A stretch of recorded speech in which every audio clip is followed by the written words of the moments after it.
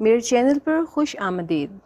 Video دیکھنے سے پہلے چینل کو سبسکرائب کریں اور بیل آئیکن کا بٹن پریس کریں۔ بسم اللہ الرحمن الرحیم۔ السلام علیکم ویورز۔ ہمارے معاشرے میں جو ہمارا بنیادی نظریہ ہے، پاکستان کی جو اساس ہے، وہ ہے اسلام۔ اسلام وہ واحد مذہب ہے جو کہ یہ درس دیتا ہے کہ جتنے بھی مذاہب ہیں ان سب کے جو بڑے ہیں، ان کے جو انبیاء کرام ہیں، ان سب کا احترام کرنا ہے، ان سب کی عزت کرنا ہے۔ لیکن جس طرح سے جو فرانس کے صدر کی طرف سے جو غیر ذمہ دارانہ جو بیانات دیے گئے، جس کی وجہ سے اس وقت جو ہے وہ نہ صرف فرانس کے صدر بلکہ ان کی جو پوری حکومت ہے، جو ان کا پورا ملک ہے، اس سب کو ان جو کرٹیکل سچویشن ہے، اس جو کرٹیکل حالات ہیں ان کا سامنا کرنا پڑ رہا ہے۔ اس کی وجہ یہ ہے کہ وہ اس چیز کو ایک امپورٹنس کو نہیں سمجھتے ہیں کہ کسی بھی مذہب کے جو بڑے ہیں ان کی عزت کیا ہے اور ان کا احترام کیا ہے، جس کے ریئیکشن میں پاکستان میں یہ ایک تحریک پیدا ہو گئی کہ ہم فرانس کی بنی ہوئی کوئی بھی چیز استعمال نہیں کریں گے، ہم ان کی پروڈکٹس کو استعمال نہیں کریں گے، ان پر بین لگا دینا چاہیے۔ اور بہت سے جو سٹورز ہیں انہوں نے اس پریکٹس کو کیا بھی کہ انہوں نے ان کی جو مصنوعات ہیں وہ ساری باہر نکال دی، ان پر بین لگا دیا۔ کئی جگہوں پر جو فرانس کے صدر کی جو پوسٹرز ہیں، ان کی جو پکچرز ہیں، ان کو وہاں پر پیسٹ کیا گیا، سٹیئرز پر پیسٹ کیا گیا، سیڑھیوں پر، کہ لوگ اس کے اوپر سے گزریں، اور تاکہ وہ جس حد تک اپنے غصے کا اظہار کر سکتے ہیں لوگ، وہ اپنے غصے کا اظہار کر رہے ہیں، کیونکہ نبی پاک صلی اللہ علیہ وسلم سے پیار جو ہے وہ ہمارے خون کے اندر ہے، ہماری روح کے اندر شامل ہے، لہٰذا ان کے بارے میں تو کوئی بھی ہم ایسی بات برداشت کر ہی نہیں سکتے ہیں۔ اس میں کوئی شک نہیں ہے کہ فرانس کی مصنوعات پر بین ہونا چاہیے، ان کی تمام چیزوں پر بین ہونا چاہیے، ان کے کوئی سفیر اگر یہاں پر ہیں تو ان کو واپس بھیج دینا چاہیے، یہ سب باتیں بالکل ٹھیک ہیں، میں اس کے حق میں ہوں۔ لیکن دوسری طرف ایک سوال یہ بھی پیدا ہوتا ہے کہ ہم کیوں آج تک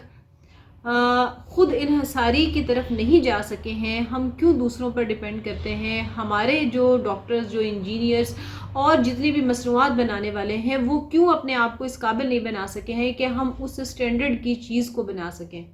ہم مسلمان ہیں، ہم اس نبی کی امت سے ہیں کہ جس نبی نے ہمیشہ اس بات کا درس دیا کہ آپ نے ملاوٹ نہیں کرنی ہے، آپ نے ذخیرہ اندوزی نہیں کرنی ہے، آپ نے لوگوں کو دھوکہ نہیں دینا ہے، جو چیز آپ کے پاس ہے آپ نے وہ لوگوں کو بتانی ہے، آپ نے چیزوں کو 2 نمبر طریقے سے نہیں بیچنا ہے۔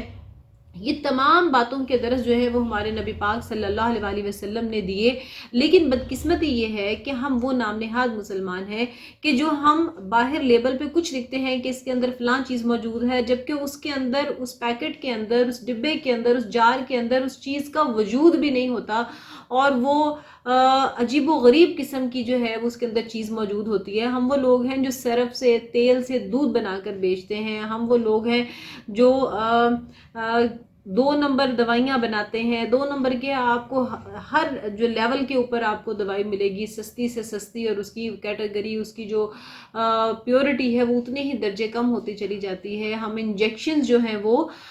2 نمبر بنا کے بھیجتے ہیں۔ یعنی تمام چیزیں جو ہیں وہ ہماری جتنی بھی مصنوعات ہیں وہ چاہے کسی بھی قسم کی ہوں، وہ آپ کو کبھی بھی کوئی چیز خالص نہیں ملے گی پاکستان میں، چاہے کوئی کھانے کی چیز ہو، وہ بچوں کی کھانے کی چیزیں ہیں، وہ چاہے آپ یہ کیچپس لے لیں، آپ ان کی آئس کریمز لے لیں۔ میں اگر لسٹ گنوانا شروع کروں آپ کو کہ ہمارے ملک میں کیا خالص ملتا ہے تو وہ شاید میں کوئی انگلی پہ گنوا سکوں کہ یہ 2-4 چیزیں آپ کو خالص ملیں گی، اور اس کے علاوہ لا تعداد چیزیں ہیں کہ جو آپ کو انتہائی گھٹیا کوالٹی کی ملتی ہیں۔ اب جیسے میں نے بات کی آئس کریمز کی، آپ ان کو لے لیں تو اس میں بھی جو کمپنیز ہیں، جو انٹرنیشنل کمپنیز ہیں، ان کے بھی وہ فروزن ڈیزرٹس ہیں، اور اسی طرح سے جو اس کے بعد ہمارے پاس لوکل کمپنیز آ جاتے ہیں، ان کے تو وہ بھی نہیں ہوتے ہیں، اس میں تو وہ انتہائی گھٹیا قسم کے جو وہ کلرز استعمال کیے جاتے ہیں، اس میں جو ایسنس استعمال کیے جاتے ہیں،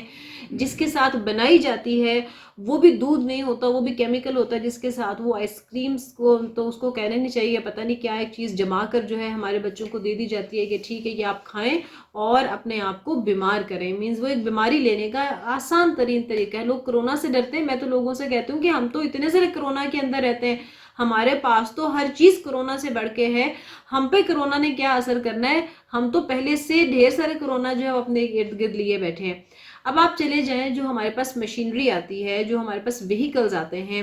گاڑیوں کی طرف آپ چلے جائیں تو بہت ساری گاڑیاں ایسی ہیں جو کہ پاکستان میں اسمبل ہوتی ہیں, پاکستان میں بنتی ہیں, لیکن اس کے باوجود ان کی پرائسز آپ دیکھ لیں 15 لاکھ 18 لاکھ اتنی اس کی پرائس ہے, اور اس کے اندر وہ کوئی ایسی کوالٹی نہیں ہوتی ہے. ایک وہ سمپل سا وہیکل ہوتا ہے جو دوسری ملک میں, دوسری کنٹریز میں 4 سے 5 لاکھ میں مل رہا ہوتا ہے, اور یہاں پر اس کی پرائس جو ہے وہ 10 لاکھ سے بھی اوپر ہوتی ہے. اور جو گاڑیاں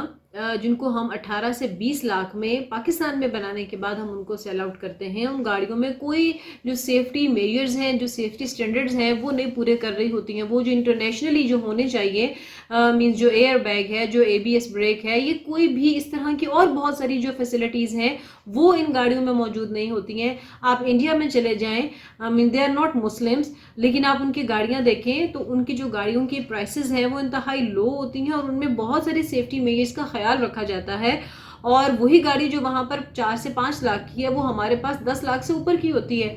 اب یہ ساری رسپانسبلٹی آتی ہے گورنمنٹ کی طرف کہ گورنمنٹ جو ہے وہ اپنی ریاست کے اندر یہ تمام سہولیات مہیا کرنے کی کوشش کرے کہ لوگوں کو باہر کا رخ نہ کرنا پڑے, باہر کی طرف سے جو چیزیں وہ منگواتے ہیں وہ نہ لینی پڑے. لوگ کپڑا پہنیں گے تو وہ کہیں گے وہ جاپانیز ہونا چاہیے, وہ انڈین ہونا چاہیے, وہ شیمپو لینا ہے تو وہ فلاں کنٹری کا ہونا چاہیے, وہ کریم یوز کرنی ہے تو وہ فلاں ملک کی ہونی چاہیے. یعنی کوئی چیز ہم پاکستانی استعمال نہیں کرتے ہیں, پاکستان کی کوئی چیز ہماری ترجیح نہیں ہے.